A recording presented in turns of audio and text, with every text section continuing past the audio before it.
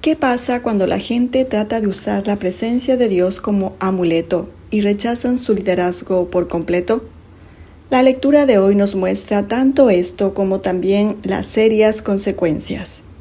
Bienvenido al día 99 de leer la Biblia en 365 en el orden en que los eventos ocurrieron. Los capítulos de hoy de 1 de Samuel 4, 5, 6, 7 y 8 marcan la transición en la historia de Israel. Testificamos la pérdida del arca, la caída de la casa de Elí y el levantamiento de Samuel como líder nacional. En el capítulo 4, Israel va a la batalla contra los filisteos y son derrotados. En respuesta, los ancianos dicen en el verso 3, terminada la batalla, las tropas se retiraron a su campamento y los ancianos de Israel se preguntaban, ¿por qué permitió el Señor que los filisteos nos derrotaran?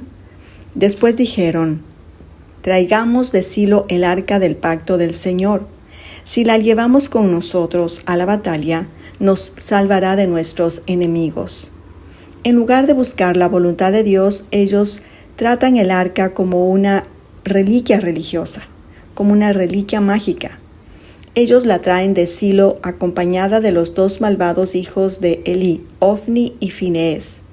Y cuando ésta entra en el campamento, los israelitas gritan tan fuerte que los filisteos los oyen y temen que un dios ha entrado en el campamento. Pero Israel es derrotado otra vez, y esta vez los filisteos matan a 30,000 soldados. Y peor aún, el arca del pacto es capturada. Ofni y Finees son asesinados tal como el Señor les advirtió. Cuando un mensajero trae las noticias a Elí, se nos dice en el verso 18. Cuando el mensajero mencionó lo que había sucedido al arca de Dios, Elí cayó de espaldas de su asiento junto a la puerta. Se quebró la nuca y murió porque era viejo y demasiado gordo. Durante 40 años había sido juez en Israel. Entonces la esposa de Finees escucha la noticia y entra en labor de parto. Pero antes de morir le puso por nombre al niño Icabod, que significa sin gloria, diciendo en el verso 22, la gloria se ha ido de Israel, porque el arca de Dios ha sido capturada. Los israelitas no perdieron la batalla debido a la falta del arca. La perdieron por su falta de obediencia. La voluntad de Dios no debe ser manipulada por rituales. Su presencia no puede ser manejada como un arma mientras sus mandamientos son ignorados. En el capítulo 5, los filisteos traen el arca a Asdod y la ponen en el templo del dios Dagón. Pero en el verso 3 leemos, pero cuando los ciudadanos de Asdod fueron a verla a la mañana siguiente, la estatua de Dagón había caído boca abajo delante del arca del Señor. Así que levantaron a Dagón y nuevamente lo colocaron en su lugar. Pero al siguiente día Dagón está caído de nuevo, pero esta vez con sus manos y su cabeza cortadas. Entonces la mano de Dios se vuelve contra los filisteos. La gente de Asdod son golpeados con tumores. En temor, ellos envían el arca a Gat, y lo mismo ocurre allí. Entonces la envían a Ecrón, y la gente entra en pánico aún antes que llegue. Verso 10. Entonces enviaron el arca de Dios a la ciudad de Ecrón, pero cuando los habitantes de Ecrón vieron que se acercaba, clamaron, traen el arca de Dios a nuestra ciudad para matarnos a nosotros también. El capítulo termina con un desesperado clamor. Verso 11. Los que no morían sufrían de tumores, y el clamor del pueblo ascendió al cielo. Este capítulo voltea el guión. El Dios de Israel no necesita un ejército. Él vence ídolos, juzga ciudades y se glorifica a sí mismo, sin la ayuda humana. Él no es un Dios tribal. Él es el soberano Dios viviente. En el capítulo 6, después de 7 meses de divina aflicción, los filisteos preguntan a sus sacerdotes qué hacer. Ellos les dicen, envíen el arca de regreso con una ofrenda por la culpa, 5 tumores de oro y 5 ratas, representando sus aflicciones y sus líderes. Para probar que esto verdaderamente fue hecho por Dios, usaron vacas que nunca han alado un carro y las separaron de sus terneros. Si las vacas van directo a Israel, es Dios quien hizo esto. Y así ocurre. El arca arriba a Bet-Semes y el pueblo se regocija. Pero entonces algo trágico ocurre en el verso 19. Pero el Señor mató a 70 hombres de Bet-Semes porque miraron dentro del arca del Señor, y el pueblo hizo gran duelo por lo que el Señor había hecho. Entonces ellos enviaron unos mensajeros a Kiriat Jearim, pidiéndoles que se lleven el arca. La santidad de Dios no es algo con lo que se debe jugar. Curiosidad sin reverencia trae juicio, y la gloria de Dios no es una pieza de exhibición, es fuego consumidor. En el capítulo 7, el arca permanece en Kiriat Jearim por 20 años. Durante este tiempo, el corazón de Israel comienza a volverse de nuevo al Señor. Y Samuel dice al pueblo en verso 3.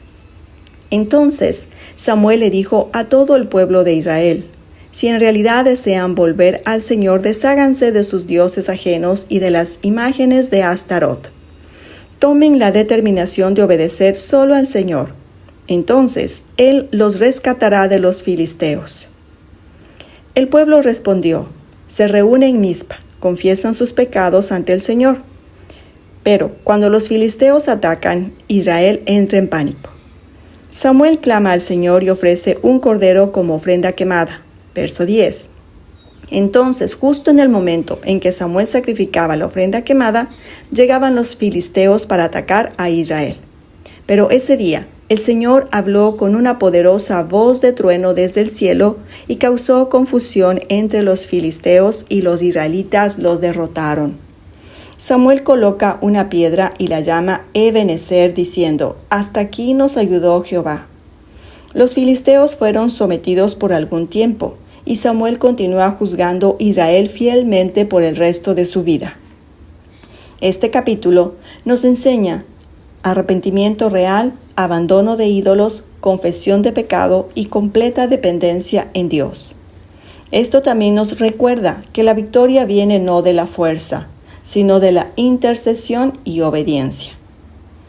En el capítulo 8, como Samuel envejece, designa a sus hijos como jueces, pero ellos son corruptos. Los ancianos de Israel vienen a Samuel a Ramá y dicen en el verso 5: Mira, Samuel, le dijeron, ya eres anciano, y tus hijos no son como tú. Danos un rey que nos juzgue, así como lo tienen las demás naciones. Samuel se aflige y ora, y el Señor responde en el verso 7. Haz todo lo que te diga, le respondió el Señor, porque es a mí a quien rechazan y no a ti. Ya no quieren que yo siga siendo su rey.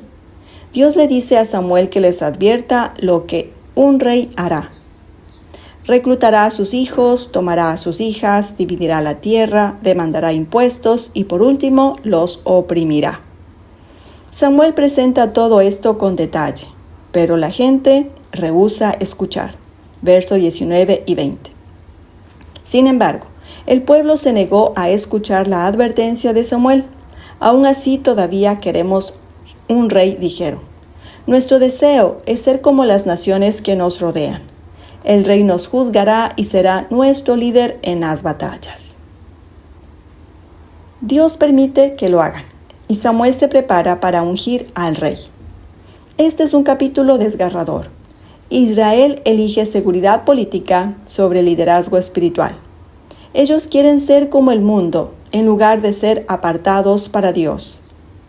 Sin embargo, incluso en esta rebelión, Dios sigue obrando. Él usa esta equivocada petición para traer al verdadero rey que vendrá.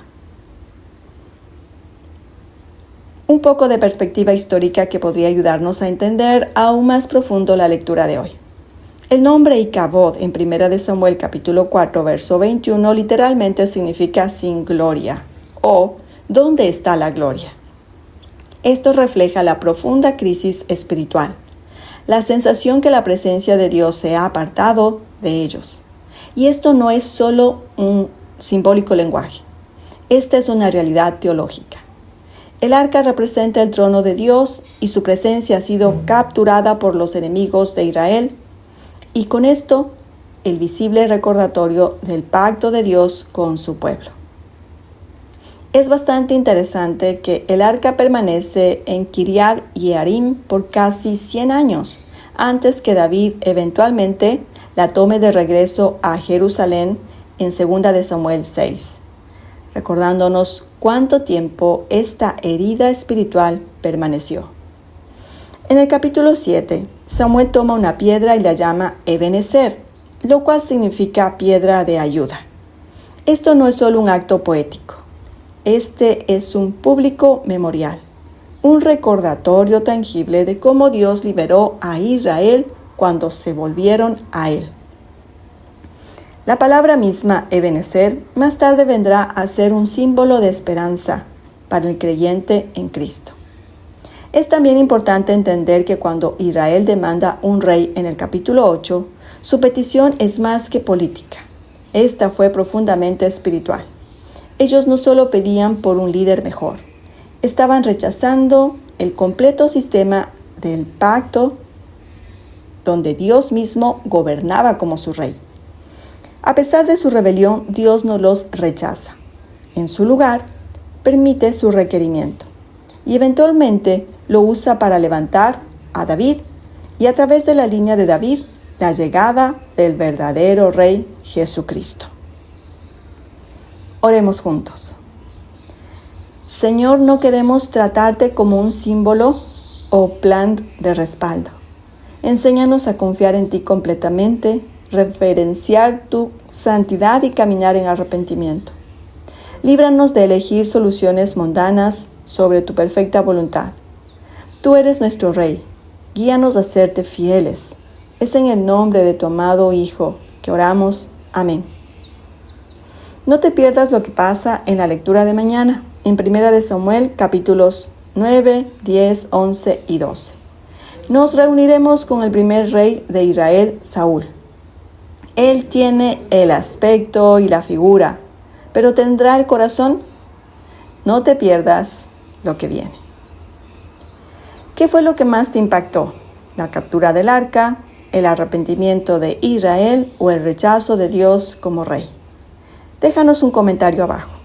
Y si este resumen te animó o desafió, danos un me gusta, suscríbete al canal y comparte. Así más personas serán animadas en su fe. Como siempre, gracias por venir, es un privilegio tu compañía. Te envío un fraterno abrazo y nos recordamos que la mesa produce una íntima conexión y la hospitalidad hace un cambio en el mundo. Será hasta la próxima.